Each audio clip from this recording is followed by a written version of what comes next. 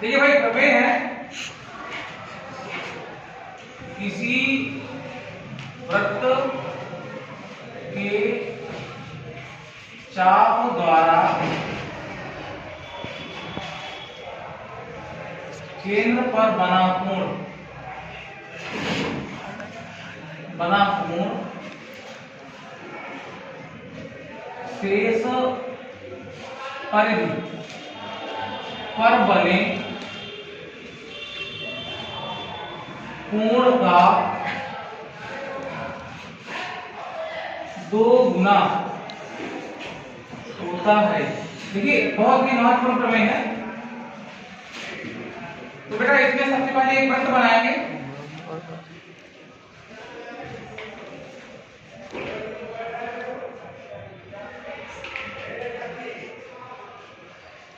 वृत्त हुआ, ये वृत्त का केंद्र है और इस यहाँ पर चाप मैंने ए बी दिया और चाप के 2 बिंदुओं को मिलाने के लिए बन रहा है हमारे जी और बिंदु। ठीक, अब ये केंद्र है तो इस चाप द्वारा केंद्र पर जो कोण बनेगा वो कोण हमारा AOB बन गया। ठीक, अब इस चाप के अलावा ये जो हमारा दीर्घ चाप AB है, इसे ये आपका क्या है, शेष परिधि है। ये क्या है बेटा, ये है शेष परिधि है। अब ये शेष परिधि पर कोई कहीं पर भी एक पॉइंट ले लीजिए, मैंने यहाँ पर एक पॉइंट C लिया। अब इस शेष परिधि पर कहीं पर भी कोई बिंदु हो सकता है, तो यहाँ पर हमने ले लिया और इस बिंदु को हमने A और B से मिलाया, तो ये जो कोण बना अपना ACB और चाप AB द्वारा ये जो कोण केंद्र पर AOB बना और चाप AB द्वारा ही शेष परिधि पर कोण हमारा ACB बना। तो हमें यह सिद्ध करना है, दिखाना है कि केंद्र का कोण शेष परिधि पर बने कोण का 2 गुना होता है। अर्थात अगर यह कोण आपका 60 अंश का है, यह कोण हो जाएगा आपका 120 अंश का। इस कोण का 2 गुना है। तो सबसे पहले दिया है क्या, दिया है वृत्त जिसका केंद्र O है तथा चाप AB द्वारा केंद्र पर बना कोण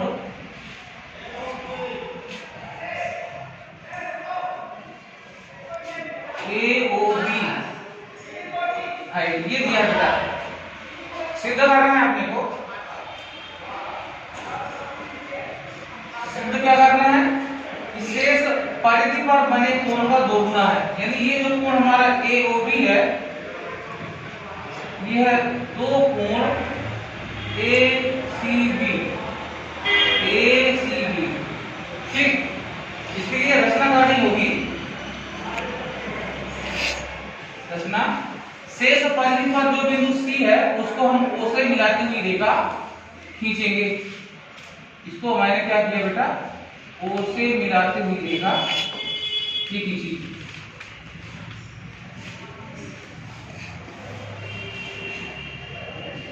ये हमारी O से मिलाती हुई रेखा हो गई। ठीक, ये हमारी बिंदु E है तो हमने आगे की ओर बढ़ा दिया। अब देखिए लिखेंगे कि शेष परिधि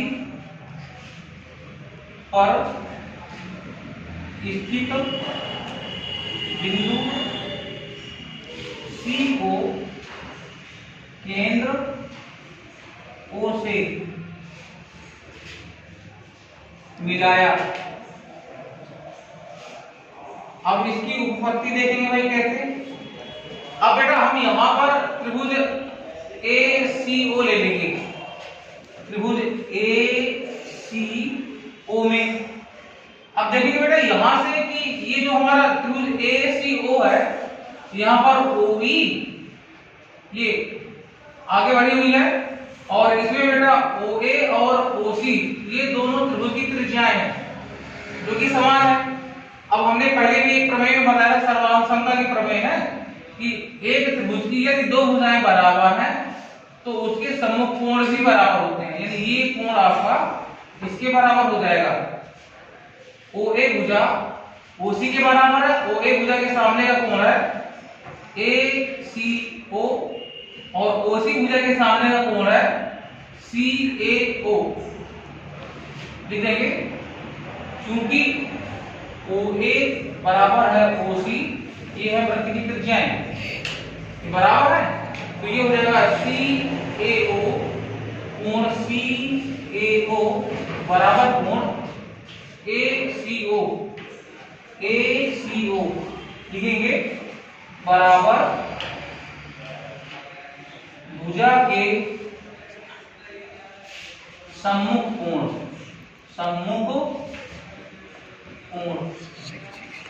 ये दोनों कोण बराबर हो जाएंगे।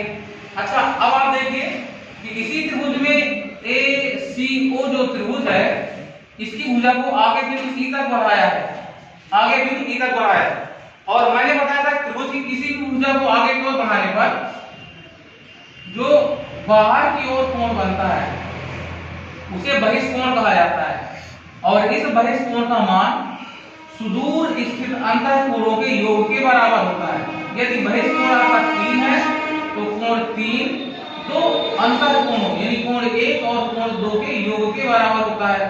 अब यहाँ पर हम देखेंगे कि जो बहिष्कोण है इस त्रिभुज OCA का, तो OC भुजा आगे की ओर बिंदु E तक बढ़ी हुई है, तो यहाँ से कोण ACO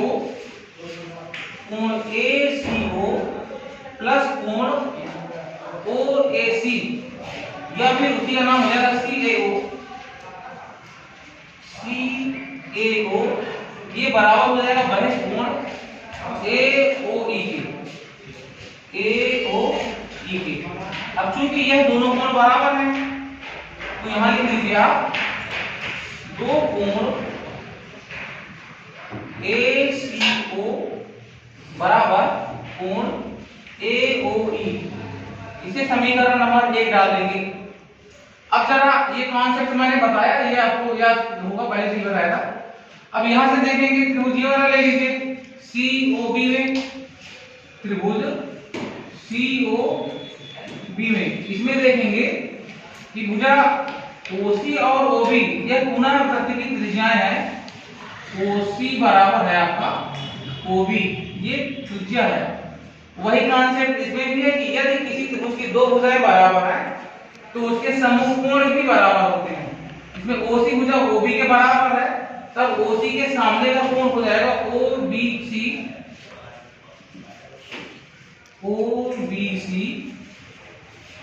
बराबर कोण OCB के। ये दोनों कोण बराबर हो गए। यहां पर लिखेंगे कि बराबर भुजा के सम्मुख कोण। अब बेटा पुनः इसमें बहिष्कोण का कॉन्सेप्ट यूज करेंगे, क्योंकि त्रिभुज OBC की भुजा OC को पुनः E तक ही बढ़ाया गया है, तो ये जो हो जाएगा BOE बहिष्कोण BOE का जो मान होगा वह सुदूर स्थित अंतःकोणों के योग के बराबर, यानी OCB प्लस कोण OBC के बराबर होगा। हमने पहले ही यह सिद्ध कर लिया कि यह दोनों कोण बराबर होते हैं, क्योंकि इनके सामने भुजा भी बराबर थी। तो इसको लिख लेंगे बेटा, दो कोण OCB कोण BOE के बराबर। ये हो गया समीकरण नंबर 2। अब दोनों समीकरणों को जोड़ देंगे तो समीकरण 1 प्लस समीकरण 2, इन दोनों समीकरणों को जब जोड़ेंगे तो दायां पक्ष दाएं पक्ष के साथ और बायां पक्ष के साथ जुड़ जाएगा। तो देखिएगा यहां से कोण BOE ये दूसरे समीकरण का है और पहला समीकरण है अपना, प्लस लगाएंगे प्लस कोण AOE बराबर दो कोण OCB प्लस दो कोण ACO।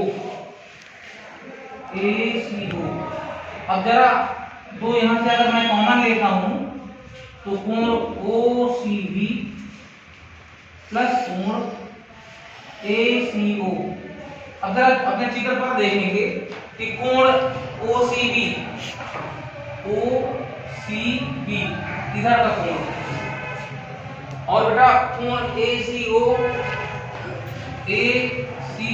इधर का कोण, ये दोनों कोण मिल करके कोण ACO कोण OCB ये दोनों पूरा कोण बनाते हैं। लिखेंगे क्योंकि कोण ACO प्लस कोण OCB बराबर बनेगा आपका ACB। इसका मान हम यहां रख देंगे तो कोण BOE प्लस कोण AOE। जरा इसका भी मान लेंगे कैसे बराबर होगा बेटा, BOE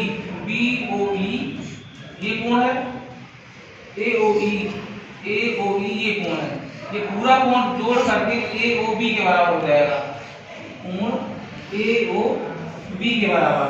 अब हम इन दोनों कोणों को मान यहां रख देंगे तो ये बनेगा हमारा AOB बराबर दो कोण ACB के बराबर। इस तरह से यह सिद्ध हो जाता है कि वृत्त के किसी चाप द्वारा केंद्र पर बना कोण शेष परिधि पर बने कोण का, ये कोण आपका शेष परिधि ये पूरा भाग है, कहीं पर भी ये पॉइंट हो सकता है, शेष परिधि पर बने कोण का दो गुना होता है।